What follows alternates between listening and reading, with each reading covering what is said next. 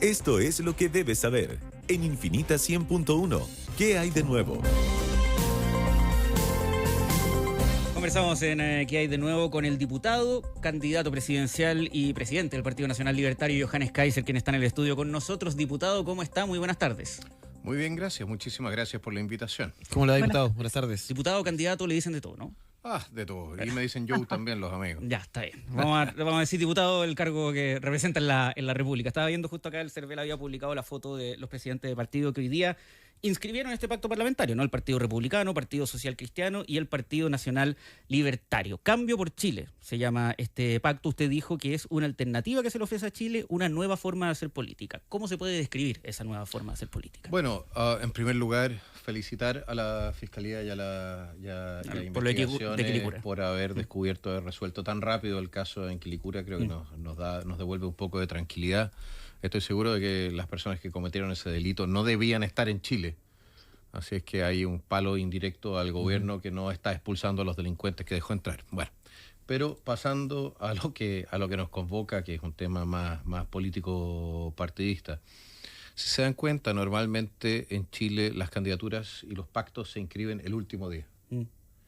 El hecho de hacerlo antes, de hacerlo de proyectarse, de planificar, de entrar con una lógica de equipo mucho antes de los plazos fatales, demuestra una intención también, que es la intención de no hacer las cosas de manera amateur, ¿ya? De pasar a una etapa que nosotros en política debimos haber pasado hace mucho tiempo, aquellos que defendemos las ideas de la libertad, que es una...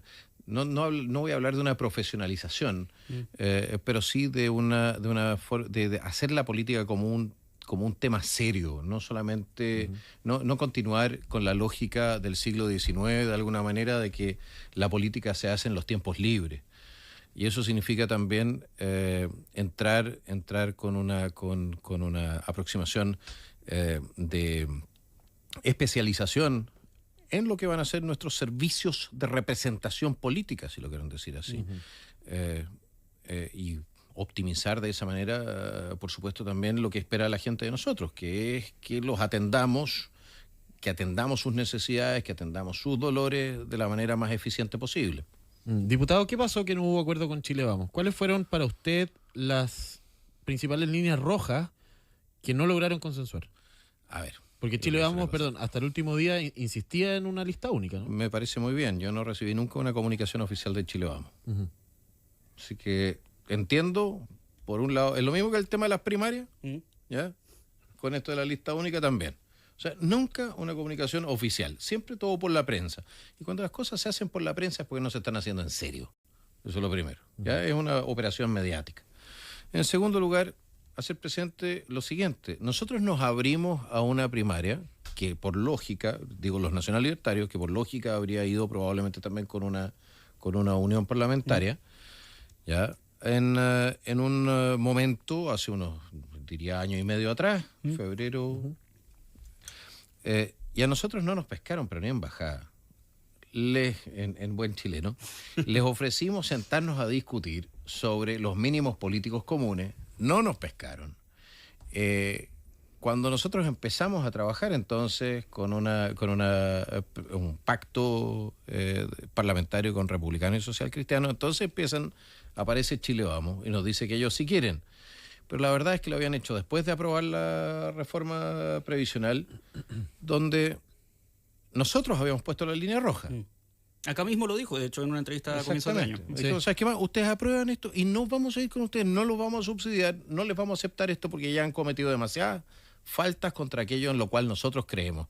Nos han pasado por encima demasiadas veces, entonces hay un momento y hay un punto de quiebre. Y ese punto de quiebre, a nosotros nos ignoraron una vez más, ¿ya? Prefirieron hacer acuerdos con el gobierno, no con nosotros, prefirieron entregarle al gobierno un crédito forzoso de los trabajadores al Estado. Nosotros nos opusimos, bueno, y eso sumado a historias anteriores como fue lo del segundo proceso constitucional sin plebiscito y cosas por el estilo, la verdad es que ya nos llenó el barril, fue la gota que rebalsó el barril, no el vaso. Y ahora, bueno, ¿qué es lo que tenemos? Tenemos dos opciones políticas, donde la gente puede libremente y democráticamente decantarse por una u la otra, y a mí me parece que no hay nada más cercano a la democracia que eso. En ningún momento, si es que Chile Vamos se hubiera acercado no por la prensa, sino que por los canales regulares y hablando directamente con usted y con los presidentes de los otros partidos, ¿usted habría considerado que era posible hacer una lista única, como tratar de hacer borrón y cuenta nueva con estas transgresiones y eventualmente... No después de eso. Porque no hay compromiso, no hay confianza. Porque no hay confianza. Nos costó a nosotros recuperar la confianza suficiente para hacerlo con el Partido Republicano después del segundo proceso. Eso le iba a preguntar. ¿De acuerdo? A nosotros nos costó. Tenemos que hacer de nuevo estamos haciendo un depósito de confianza nuevamente, partiendo de la premisa de que el Partido Republicano ha aprendido de lo que fue ese segundo proceso, también de lo que del dolor que generó. Bueno, yo soy yo era parte del Partido Republicano. Claro. Sí. ¿Ya? Pero forzar las cosas con un Chile Vamos que nunca ha reconocido nada, ningún error, donde no se han asumido nunca los costos políticos, donde las directivas se mantienen idénticas. Mire, estábamos hablando del tema del segundo proceso constitucional, el Ministerio de Seguridad. Nosotros y republicanos, una vez socialcristianos, votamos en contra, les dijimos, no hagan esto, ¿sí? ¿Para qué? Si sabemos que esta cuestión va a ser solamente un gastadero de plata inútil. Nuevamente nos pasan por encima. Ahora para la reforma del sistema político, es una reforma que acordó Chile Vamos con el Ejecutivo, no con nosotros.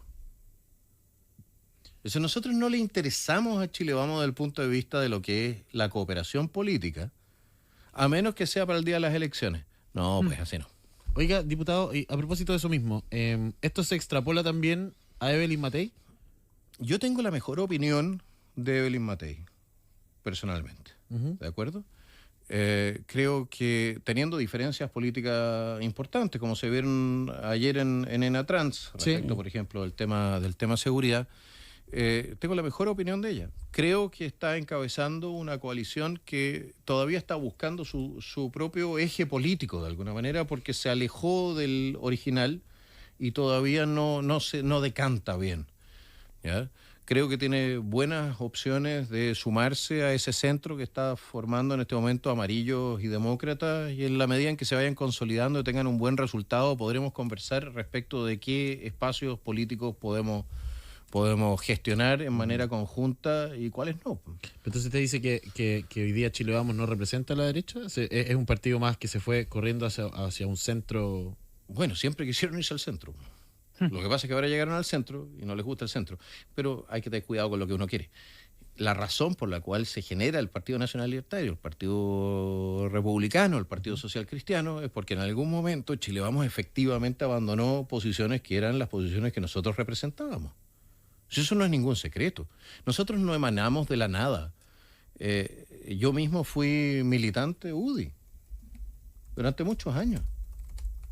Yo fundé la juventud en Temuco, de la Unión Demócrata Independiente. Después fui miembro de la Comisión Política de la Juventud, representando a la Universidad Finisterra en su época.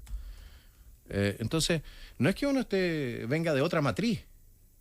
El punto es cuando la casa matriz se aleja de lo que eran las ideas o los principios que originalmente se defendían. Y nosotros estamos, y hay que entenderlo así también, que los últimos 20, 30 años en Chile hemos tenido una lucha cultural. Ha habido, no solamente en Chile, en todo Occidente, ¿ya? Y nosotros no estamos dispuestos a celebrar cuando perdemos por poco.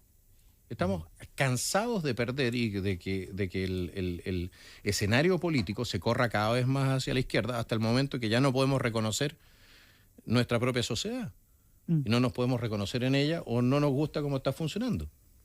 ¿Diputado? Diga. Quiero preguntarle respecto del tono de la campaña en general y de lo que todos los políticos dicen esperar del Parlamento, del Congreso, ¿no? Ya que estamos hablando también de las listas, y cómo se busca justamente aunar criterios, fomentar el diálogo, en tonos donde vemos hoy día mucha disonancia y mucha oposición, mucha polarización. ¿Qué esperaría usted de un Parlamento y el rol que debiesen jugar eventualmente los parlamentarios de su domicilio político en ese Parlamento, que debiese ser más dialogante, menos fragmentado? ¿Qué esperaría usted de ese Congreso? A ver, en primer lugar, entendamos para qué sirve el Congreso. El Congreso no sirve para llegar y ponerse de acuerdo. El Congreso... Pero uno como ciudadano esperaría que sí. Pero es que entonces no se está entendiendo bien cuál es el sentido del Congreso. Al Congreso van los representantes políticos que son electos en razón de su adhesión a un cierto ideario o una visión de mundo específica. ¿De acuerdo? Entonces, yo elijo a socialistas porque quieren entonces un Estado más interventor en la vida de las personas, quieren más intervención de la economía, más impuestos, más salud estatal, cosas por el estilo, ¿de acuerdo? Por eso elijo un socialista. A un libertario lo elijo por exactamente lo contrario, ¿ya? Porque quieren más libertad individual, menos intervención estatal. Entonces, cuando usted me dice, bueno, es que pónganse de acuerdo, el ponerse de acuerdo entre los socialistas y los libertarios sería no hacer nada, pues. O sea, porque los dos queremos cosas que están absolutas, que son contradictorias. ¿Y no hay un punto medio entre esas contradicciones? Es que ahí estamos. Si tiene el punto medio sería el inmovilismo. Entonces, en esencia, lo que nosotros planteamos es que al final, cuando no hay cuando el diálogo, usted puede buscar ciertas soluciones pragmáticas a ciertos momentos específicos, pero la gracia del sistema democrático es que es la gente la que, de la mano de lo que es el voto, le entrega a los políticos de la mano de lo que es el peso electoral, si lo quiero decir así, cuántos parlamentarios sacaste, la posibilidad de gestionar una política en una dirección, o sea, por ejemplo, más Estado, o en la otra dirección, que es menos Estado. No hay que ponerse de acuerdo siempre, si para eso sirve la democracia. Por lo demás, la democracia no es un sistema de consensos, es un sistema de gobierno de mayorías. Las mayorías pueden variar. Hoy día podemos tener la mayoría nosotros, mañana la va a tener, probablemente la puede tener la izquierda. Y de la mano de eso se van tomando entonces decisiones políticas. En el Congreso se defienden entonces los principios esenciales por los cuales cada uno de los parlamentarios ha sido electo. Y si uno puede llegar en algún momento, en alguna legislación específica, a un acuerdo en razón de que efectivamente se acercan posiciones, perfecto, maravilloso. Pero no se equivoquen, porque, por ejemplo, en materia de seguridad, el Frente Amplio y el Partido Comunista no han llegado nunca a acuerdo con nosotros. Ha llegado acuerdos con nosotros el Partido Socialista, el PPD, el Partido Radical, la ministra Toá en su momento. De hecho, hay veces que ni siquiera llegan a acuerdos con... Exactamente, ni siquiera dentro de la propia coalición de gobierno había acuerdo. ¿Ya? Entonces... Por eso digo que hay que tener ojo y recomendarle a los ciudadanos que también tengan presente que la lógica del Congreso es la representación de intereses. ¿Ya? Y los intereses, cuando están muy conflictuados los unos con los otros, el determinar entonces qué interés se impone, eso se hace a través del método de la mayoría democrática. Oiga, diputado, y hablando de esas mayorías, voy a volver un paso atrás con lo de la lista parlamentaria. En ningún minuto se pasó, por último, por un tema pragmático, la idea de que la lista única era la forma que se podía garantizar mejor esa mayoría, que las listas separadas le abren un espacio que la izquierda tenga una mejor representación en el Congreso de lo que habría tenido frente a una lista única de la derecha? En primer lugar, no tengo ninguna convicción de que la izquierda vaya a ir en una lista. Eso también es verdad. ¿Ya? O sea, esta cuestión puede ser perfectamente... por lo menos la DC no parece muy contenta con el negocio que acaba de hacer, porque entregó su virginidad a cambio de nada. Parece que el matrimonio no va a ser. ¿Ya? Y en ese sentido, nosotros tenemos presente que esta amenaza desde el gobierno no es una amenaza cierta o absolutamente solidificada, ese es un punto, porque existen ahí todo tipo de intereses también conflictuados. Por otro lado, también tener presente que nuestro sistema electoral es un sistema que sí castiga la dispersión en los distritos más chicos, con menos candidatos, pero la premia en los más grandes. El sistema de Hunt, el proporcional que tenemos nosotros, sí, premia la dispersión en los distritos más grandes. Sí, de alguna manera fue creado para que formaciones como el Frente Amplio y cosas por el estilo pudiesen entrar al Congreso, para generar eso es lo raro. El sistema político quería mayor cantidad de partidos en el sistema, y ahora no les gusta lo que tienen, porque hay mayor cantidad de partidos en el sistema. Pero el resultado final yo creo que no va a ser el que se está describiendo. Por otro lado, hacer presente lo siguiente: si fuese cierto esto de que tú con 40% y lista única te puedes llevar la mayoría del Congreso, ya, yo les quiero preguntar por qué no pasó nunca con Chile Vamos, que iba con lista única, mientras que la izquierda iba fraccionada en 3, 4, 5 listas, y sin embargo siempre sacó mucho menos y de hecho a veces incluso quedó subrepresentado. Diputado, ha habido una serie de debates en la última semana, en algunos ha estado presente, en otros no. El otro día conversábamos con Marco también y con Marco Enrique Ominami, que tampoco ha sido invitado a estos debates, y nos decía que había una suerte de maltrato con los candidatos que son independientes. En su caso no lo es, pero también usted es un candidato que no figura en los primeros lugares de la encuesta y por ende se toma esta decisión de no llevarlo a los debates. ¿Qué le parece a usted esta selección? Mira, a mí me parece lo mismo que si, no sé, el Jumbo decidiera que los clientes no debiesen tener acceso a la oncoleche. ¿Ya?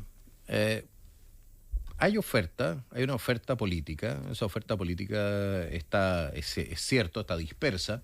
Hoy día tenemos 6 o 7 candidatos presidenciales, creo que son. Sí. ¿De acuerdo? Pero esa oferta política es el resultado de tener pluralismo político. Si hay gente a la cual no le interesa el pluralismo político y quiere reducir todo esto a una competencia entre amigos o entre conocidos, bueno, perfecto, transparéntenlo. Pero yo en principio creo que todos los que están inscritos a la papeleta deben tener la posibilidad de presentar en igualdad de condiciones sus programas, debatirlos, discutirlos. ¿Por qué? Porque es la única forma que tiene entonces el ciudadano, que es el señor, que es el patrón en este país, para decidir a quién va a elegir como su representante en el Congreso, en el Senado o en la Casa de la Moneda. O sea, es que yo personalmente creo que... Y otro punto, el dejar candidatos afuera no es solamente un daño para el candidato, es un daño, por ejemplo, para los miembros de gremios que no pueden verlos. ¿Por qué? Porque yo soy un gremio, el gremio, no sé, de los fabricantes de hoyos de queque, ¿de acuerdo? Invito solamente a tres candidatos. Bueno, los fabricantes de hoyos de queque van a escuchar solamente a 3 candidatos. Puede que el cuarto candidato que no fue invitado les haga más sentido. Estamos conversando con el diputado y candidato presidencial Johannes Kaiser. Diputado, se inscribe pacto parlamentario hoy día, obviamente todos felices, pero eventualmente hay que marcar diferencias con uno de los principales líderes de uno de los aliados en este pacto parlamentario, que es José Antonio Kast. ¿Cómo definiría las diferencias con el candidato del Partido Republicano y usted? Bueno, por ejemplo, ayer en Enatrans lo habrán visto, el Partido Nacional Libertario es, en primer lugar, somos soberanistas, claramente nosotros tenemos una visión muy crítica de lo que es la gobernanza global, creemos que es una amenaza para nuestra democracia, porque en la medida que uno es gobernado desde afuera, por supuesto que no es gobernado de la mano del voto, ¿no es cierto? Tenemos una aproximación muy crítica de lo que son los derechos colectivos. Nosotros creemos los derechos políticos individuales, ¿ya? Y en ese sentido uno de los temas ha sido la ley Lafkenche, de diferenciación. El Partido Republicano quiere reformarla. Nosotros consideramos que la ley indígena, la ley Lafkenche, el convenio 169 de la OIT deben ser derogados porque crean grupos privilegiados, insultando la memoria de Bernardo Higgins. Lo primero que hace, uno de los primeros artículos que se conserva desde esa época de los pensamientos constitucionales del fundador de la patria era que en Chile no hubiesen grupos privilegiados. Por eso se abolió la nobleza en Chile. ¿Ya? Tenemos ahí diferencias. Tenemos diferencias también en lo que nosotros entendemos tiene que ser el rol del Estado. ¿Ya? Nosotros creemos que el Estado es un órgano que tiene que ser esencialmente sirviente del ciudadano. No es su papá, no es su mamá, no tiene que andarle diciendo al ciudadano adulto, ¿ya?, cómo vivir, qué hacer, a quién amar. No nos interesa eso. En principio, el libertario es una persona que dice al Estado, le dice, ¿sabe qué más? Usted es como más o menos como la administración del condominio. No me venga a decir en mi departamento qué es lo que tengo que hacer. ¿Ya? Usted manténgame los espacios comunes limpiecitos, que la convivencia sea buena, pero usted no puede meterse en mi casa a decirme qué es lo que tengo que hacer yo con mi vida. ¿Y republicano es distinto en ese sentido? Creo que republicano es más conservador, y el conservadurismo no siempre ha sido antiestatista. En ese sentido tienen elementos más elementos en común con otras fuerzas que son menos críticas del Estado de lo que somos nosotros. Tenemos muchas cosas en común. Creemos en que los padres debiesen ser aquellos que efectivamente determinan cuál es la educación de los hijos, etcétera. Pero yo, por ejemplo, tenemos nosotros una propuesta para generar autogestión de la educación pública en los colegios. Yo no he escuchado que el Partido Republicano probablemente quiere mantener todavía la lógica del Ministerio de Educación controlando cuáles son los planes educacionales. Nosotros decimos no, entreguémosle los colegios a los profesores, que se administren en forma de cooperativa, que junto con los padres puedan entonces generar proyectos educativos. En la práctica descentralicemos, desconcentremos, quitémosle poder al poder político y lo bajamos a nivel social. Y ahí tenemos diferencias, y que son perfectamente legítimas. Sí. Quería preguntarle respecto del tema económico. Hoy día tuvimos el dato de inflación. ¿Cuáles serían sus propuestas justamente para reactivar el crecimiento? Y si es que ve justamente sintonía en las otras candidaturas en materia de propuestas que busquen justamente fomentar el crecimiento en Chile. Sí, yo creo que, bueno, hasta si ya el Partido Comunista salió a decir de que había que reducir la cantidad de ministerios, ya el triunfo cultural ha sido completo. Pues, por eso se lo pregunto. Lo único que falta es que el encargado de economía de la señora Jara se inscriba en el Partido Nacional Libertario. Mire, nosotros creemos que en la medida en que hay mayor competencia, menos corporativismo, no nos gusta la alianza entre grandes grupos económicos y el Estado, porque eso va cerrando mercados para los pequeños y medianos. No nos gusta la sobreregulación, porque eso va liquidando la posibilidad de integrarse de los pequeños. En la medida en que nosotros tengamos más mercado, también el mercado eléctrico, estamos convencidos de que podemos bajar los costos y podemos reducir la inflación a un mínimo. Por lo demás, también hacer presente que nosotros no podemos darnos el lujo de... O sea, no nos puede sorprender que tengamos inflación si tenemos déficit fiscal. Con el resto de las candidaturas compartimos, creo que el diagnóstico, aunque no la profundidad de las medidas, ¿ya? Por ejemplo, con Evelyn Matei plantea bajar el impuesto a las empresas de 27 a 23. Nosotros planteamos bajarlo a 20, a las grandes empresas. Ella plantea bajar el de las pymes al 10. Nosotros nos interesa esa aproximación, pero nosotros nos quedamos con un 12,5 fijo, ¿ya? Nosotros proponemos invariabilidad fiscal para las nuevas inversiones a 50 años, eso ellos no lo han tocado. Proponemos abrir el mercado eléctrico para que la gente pueda elegir a quién le compra la energía eléctrica. Eso no lo han tocado otros. ¿Y eso por qué? A todo esto, no sé si ustedes lo saben, pero el cliente regulado en Chile paga entre el 30 y 40% más por kilovatio hora de lo que paga el no regulado. O sea, aquel que puede ir y buscar efectivamente a su proveedor. Y hoy día, técnicamente es posible que tú puedas comprar de aquel que te ofrece la energía eléctrica a menor precio. Nos hacemos cargo de la falta de líneas de transmisión y, por supuesto, de la necesidad de abaratar también la generación eléctrica en Chile, porque de otra manera no somos muy competitivos en la productividad industrial tampoco. Así que, mire, tenemos similitudes, el tema de la reducción tributaria, tenemos similitudes ahí, nosotros tenemos diferencias también, nosotros proponemos eliminar las contribuciones, todas las contribuciones, las otras candidaturas no están en esa línea. Proponemos, pero la desregulación creo que nos estamos entendiendo respecto de lo que es la rebaja de impuestos a las empresas. Creo que todos entendemos que hay una necesidad de volver a ser competitivos desde el punto de vista tributario a nivel internacional. La pregunta es entonces hasta dónde se bajan o hasta dónde se rebajan, manteniendo la estabilidad fiscal.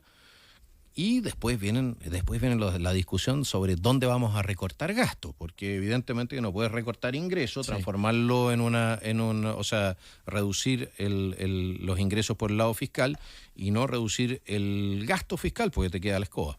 Diputado Kaiser, usted dijo ayer que el estallido social fue un intento golpista en contra del expresidente Sebastián Piñera. Tengo varias preguntas respecto de esto. En esa lógica suya, ¿quién estuvo detrás de ese intento? ¿Solo mía? Por sus palabras, digo, ¿no? Sí. Sergio Mico dijo lo mismo. Y en esa lógica... Sebastián Piñera dijo lo mismo. Óscar Landerreche, Partido Socialista, planteó que lo que ahora tenía que probar la izquierda era, cuando llegara la oposición, que no iban a, cito parafraseando, volver a transformar a Chile en un infierno. Sí, lo dijo acá en la radio. Volver a transformar significa que ya lo hicieron en una ocasión. Diputado, entonces, bajo esa misma lógica, ¿quién estuvo detrás de este intento de golpe? ¿Quién lo financió o quién lo propició? Mire, yo puedo tener teorías. Yo lo que le puedo decir es lo siguiente, lo observable. Lo observable es que había mando y control. Lo observable es que hubo logística. Lo observable es que habían buses que se llevaban de Santiago a regiones con activistas que iban entonces a dejar la escoba en otras ciudades. Lo observable es que se utilizaron también sedes de partidos políticos, en Antofagasta o Iquique, que creo que se descubrieron acelerantes en la sede del Partido Comunista. Vecinos de Santiago Centro hablaban de que entraban, me dijeron en algún momento que entraban y salían activistas de las sedes de distintos partidos políticos y de algunos parlamentarios, como en este caso, para que no me digan, oye, no, de nadie, Gonzalo Winter, eso fue lo que me dijeron. No puedo decir que sea cierto, pero lo que me plantearon. Yo mismo vi que esto no era solamente, y porque hay un tema de observación. Uh-huh. Usted no tiene 70 y tantos ataques a estaciones de metro prácticamente simultáneos sin que haya una coordinación y una organización. Entonces, sí es cierto, no se ha investigado esto. Yo creo que la Fiscalía nos ha quedado al debe. Creo que nuestra capacidad, nuestra inteligencia, nuestra contrainteligencia, que fue demolida y desmantelada en el gobierno de Bachelet 2 por lo demás, o Bachelet 1, no me acuerdo bien, cuando se eliminó la oficina. Uh-huh. No estuvo a la altura de poder efectivamente hacer el trabajo más allá de lo que generó en su momento. Sí recibimos advertencias antes de que esto sucediese de los colombianos, de los israelíes y de los americanos, uh-huh, antes de que esto pasase. Y sabemos que en este momento está ¿cómo se llama? El Pollo Calderón, creo que se llama. El Pollo Calderón, ex jefe de inteligencia de Chávez, detenido en Nueva York, y el Pollo está cantando como un canario. Así es que vamos a ver, porque él es el que entrega todas las pruebas y las conexiones que generan el vínculo entre el Cartel de los Soles, que es el régimen de Maduro, con uh-huh, el Tren de Aragua y otras organizaciones criminales, la FARC, el ELN, etc. De la mano de eso, la información probablemente tangencialmente también incluya a lo que ha pasado en Chile. Porque no olvidemos que al teniente Ojeda lo mató ¿quién? Tren de Aragua. ¿Por qué? El hombre no estaba metido en narcotráfico. Evidentemente que por su relación uh-huh, de resistencia con el régimen venezolano. Y aquí tenemos también amigos del régimen venezolano. Así es que vamos moviendo las piezas. En algún momento vamos a tener, creo yo, suficiente información como para tomar medidas. Me habría encantado que nuestra Fiscalía hubiese sido muchísimo más proactiva en perseguir a quienes estaban ejerciendo funciones de mando dentro de lo que era la insurrección, que por lo demás pueden haber sido grupos conexos, pero no necesariamente dependientes los unos de los otros. Y tenemos las declaraciones. La señora Florencia Lagos en Caracas, Venezuela. Tenemos declaraciones de altos jerarcas, del propio señor Jadue en su momento, que esto no era nada, que esto estaba siendo organizado y coordinado por la Mesa de Unidad Social. Entonces, no nos tapemos los ojos. Todos sabemos qué es lo que pasó. Las altas autoridades, especialmente los uniformados, tienen muy claro qué es lo que sucedió, las autoridades políticas. Lo que pasa es que uno dice lo obvio en un país que prefiere... ¿Y por qué no lo dicen las autoridades, diputado?